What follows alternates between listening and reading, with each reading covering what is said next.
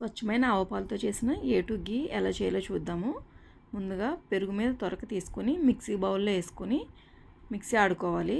ఇది ఇలా ఉంటుంది. ఇప్పుడు దీంట్లో కొద్దిగా వాటర్ వేసుకుని ఆడుకోవాలి. ఇప్పుడు మనకి ఇలా వెన్న వస్తుంది.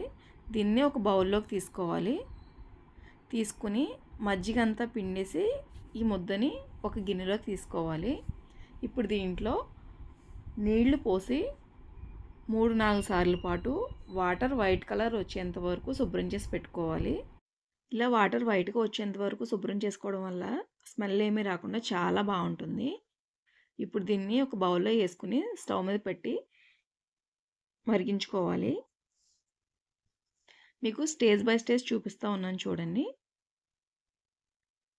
స్వచ్ఛమైన ఆవు పాలతో చేసిన ఏ నెయ్యి అయినా కూడా ఎల్లో కలర్లోనే ఉంటుంది.